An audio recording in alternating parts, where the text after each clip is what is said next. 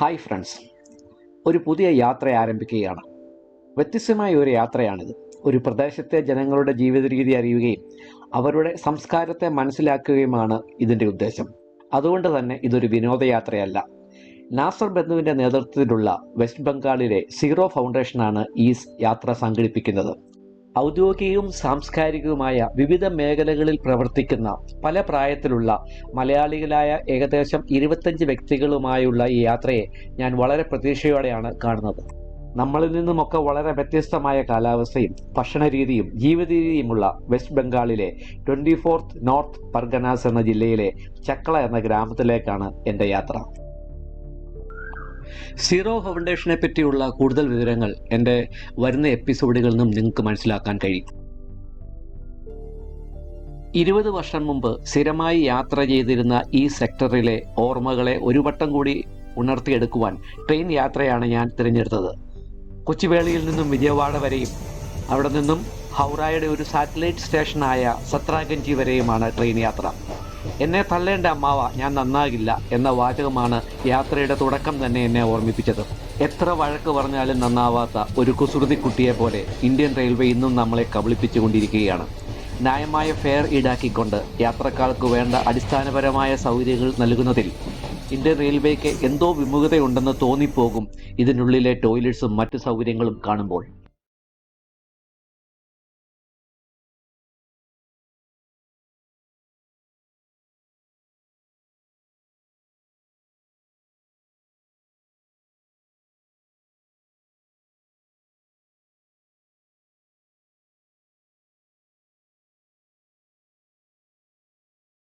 പാലക്കാടിൻ്റെ ഗ്രാമീണ ഭംഗികളിലൂടെയാണ് യാത്ര. ഇപ്പോൾ നെൽപ്പാടങ്ങളൊക്കെ സ്വർണ്ണ നിറത്തിൽ കൊയ്ത്തിന് കാലമായി നിൽക്കുകയാണ്.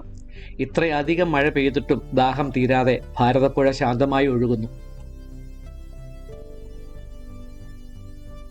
ഒറ്റപ്പാലവും കഴിഞ്ഞ് പാലക്കാട് സ്റ്റേഷനിലേക്ക് പ്രവേശിക്കുകയാണ് ട്രെയിൻ. ഇപ്പോൾ തിക്കും തിരക്കും നിറഞ്ഞ സ്റ്റേഷനുകളൊക്കെ ഇപ്പോൾ ഒഴിഞ്ഞു കിടക്കുന്നു. ചായ വട കച്ചവടക്കാരെ കാണാനേയില്ല. പല നിറത്തിലുള്ള ഹൽവയും ഉപ്പേരികളും കൊണ്ട് അലങ്കരിച്ചിരുന്ന സ്റ്റാളുകൾ മിക്കതും ഒഴിഞ്ഞു കിടക്കുന്നു.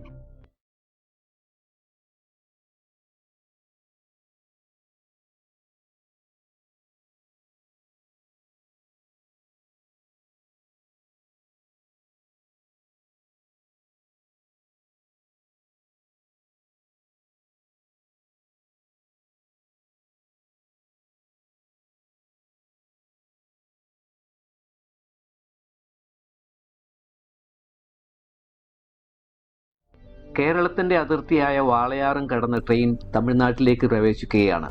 കൊച്ചുവേളിയിൽ നിന്നും ഇൻഡോർ കോർബ വരെ പോകുന്ന ഈ ട്രെയിൻ ചെന്നൈ വഴിയാണ് പോകുന്നത്. പാലക്കാട്ട് നിന്നും ഓൺലൈനായി ബുക്ക് ചെയ്ത് ലഞ്ച് മേടിച്ചു. കൊടുക്കുന്ന പണത്തിനുള്ള മൂല്യമില്ലാത്ത പൊറോട്ടയും മുട്ടയും.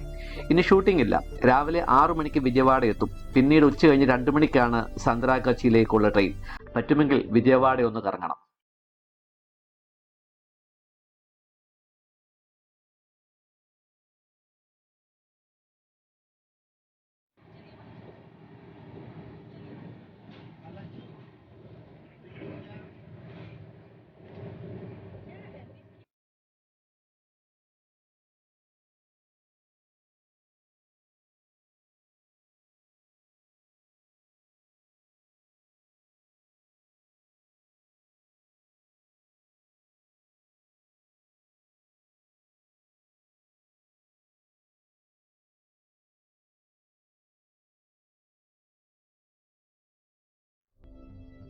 വിജയവാഡ എന്നെ വല്ലാതെ നിരാശനാക്കി കളഞ്ഞു.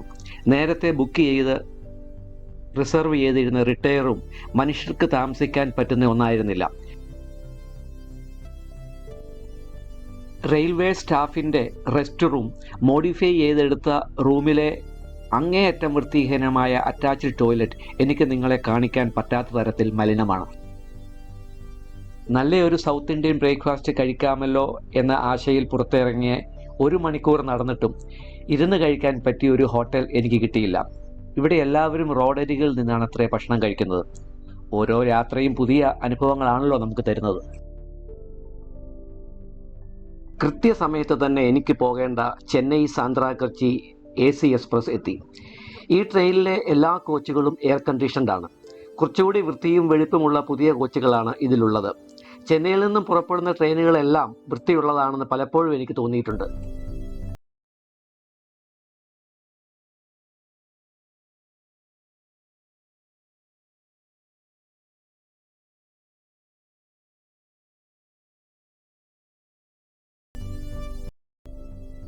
ആന്ധ്രാപ്രദേശിന്റെ സാംസ്കാരിക തലസ്ഥാനമായ രാജമന്ദ്രിയുടെ വരവറിയിച്ചുകൊണ്ട് ദക്ഷിണഗംഗ എന്നറിയപ്പെടുന്ന ഗോദാവരി നദി കണ്ടു തുടങ്ങി. 4 പാലങ്ങളാണ് ഈ നദിയുടെ കുറുകെ പണി കഴിപ്പിച്ചിട്ടുള്ളത്. ആദ്യത്തെ പാലം 1900-ലും അവസാനത്തേത് 2015-ലുമാണ് പൂർത്തിയായത്. ഇതിൽ ഏറ്റവും നീളം കൂടിയ പാലത്തിന്റെ ദൈർഘ്യം 4.1 കിലോമീറ്ററാണ്. നിറഞ്ഞൊഴുകുന്ന ഗോദാവരിയുടെ കാഴ്ച വളരെ മനോഹരമാണ്. മാങ്ങാത്തിരയ്ക്കും അച്ചാറുകൾക്കും വളരെ പ്രശസ്തമാണ് രാജമുന്ദ്രി സ്റ്റേഷൻ.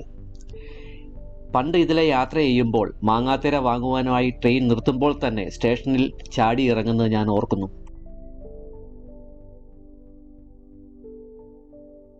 കൊയ്ത്ത് കഴിഞ്ഞുള്ള ക്ഷീണത്തിലാണ് പാടങ്ങളെല്ലാം. അടുത്ത കൃഷിക്ക് വേണ്ടിയുള്ള തയ്യാറെടുപ്പിലും. നെല്ല്, കരിമ്പ്, മുളക്, മാങ്ങ, പുകയില എന്നിവയാണ് ഇവിടുത്തെ പ്രധാന കൃഷികൾ.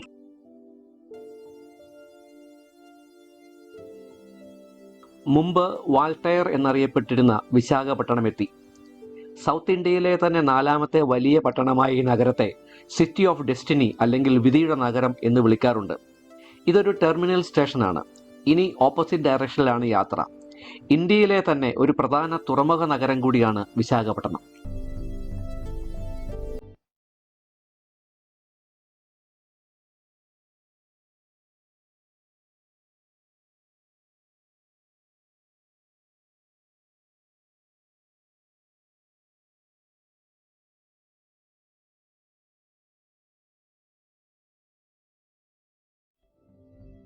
ഇപ്പോൾ ഒറീസയിൽ കൂടിയാണ് ട്രെയിൻ ഓടുന്നത്. പ്രശസ്തമായ ചാന്ദിപ്പൂർ ബീച്ചുള്ള ബാലാസോറും കഴിഞ്ഞ് വെസ്റ്റ് ബംഗാളിലെ ഖരഗ്പൂർ സ്റ്റേഷനാണ് അടുത്ത സ്റ്റോപ്പ്.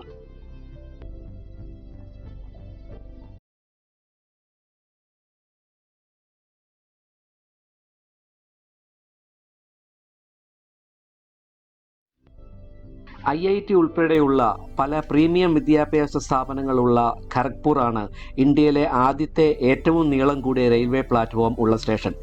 1072 മീറ്ററാണ് ഇതിൻ്റെ നീളം. പിന്നീട് UPയിലെ 1366 മീറ്റർ നീളമുള്ള ഖരഗ്പൂർ ആ സ്ഥാനം ഏറ്റെടുത്തു. രണ്ടാമത്തെ സ്ഥാനം 1180 മീറ്റർ നീളമുള്ള കൊല്ലം ജംഗ്ഷനാണ്. എന്നാൽ 2021 മാർച്ചിൽ 1505 മീറ്റർ നീളമുള്ള ഹൂബ്ലിയിലെ പ്ലാറ്റ്ഫോം നമ്പർ 1 ഇവയെല്ലാം പിന്തള്ളിക്കൊണ്ട് ലോകത്തിലെ ഏറ്റവും നീളം കൂടിയ റെയിൽവേ പ്ലാറ്റ്ഫോമായി മാറി. അടുത്ത സ്റ്റേഷനായ സാന്ദ്രാഗർച്ചിയിലാണ് എനിക്കിറങ്ങേണ്ടത്. ഹൗറ സ്റ്റേഷനിൻ്റെ തിരക്ക് കുറക്കുവാനായിട്ടാണ് സേൽഡ, ഷാലിമാർ, സാന്ദ്രാഗർച്ചി എന്നീ സ്റ്റേഷനുകൾ വികസിപ്പിച്ചത്. ചെന്നൈയിൽ നിന്നും ഹൗറ എത്തുന്നതിന് 10 കിലോമീറ്റർ മുമ്പായിട്ടാണ് സാന്ദ്രാഗർച്ചി സ്റ്റേഷൻ.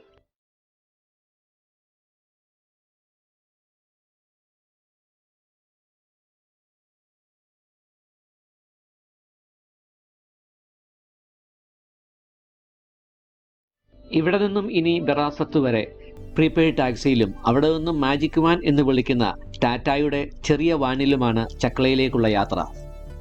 ഇതാണ് ആ മാജിക് വാൻ. ഇതാണ് വെസ്റ്റ് ബംഗാളിലെ 24 നോർത്ത് പർഗനാസ് ജില്ലയിലെ ചക്ല എന്ന ഗ്രാമം. തർക്കവിഷയമാണെങ്കിലും 18-ാം നൂറ്റാണ്ടിൽ ജീവിച്ചിരുന്ന പ്രശസ്ത ഹിന്ദു സന്യാസിയായിരുന്ന ബാബ ലോക്നാഥിൻ്റെ ജന്മസ്ഥലമായാണ് ഇതറിയപ്പെടുന്നത്. കൽക്കട്ടയിലെ കാലിക്കട്ട് കഴിഞ്ഞാൽ പിന്നെ ഏറ്റവും കൂടുതൽ വിശ്വാസികൾ സന്ദർശിക്കുന്ന ചക്ലാധാം ഇവിടെയാണ് സ്ഥിതി ചെയ്യുന്നത്. ചക്ലയെപ്പറ്റിയും ഇവിടുത്തെ ജനങ്ങളുടെ ജീവിത രീതിയെപ്പറ്റിയും അടുത്ത എപ്പിസോഡുകൾ നിങ്ങൾക്ക് വിശദമായി കാണാൻ സാധിക്കും. ഈ വീഡിയോ ഇഷ്ടപ്പെട്ടാൽ ചാനൽ സബ്സ്ക്രൈബ് ചെയ്യാനും വീഡിയോ ഷെയർ ചെയ്യാനും മറക്കില്ലല്ലോ.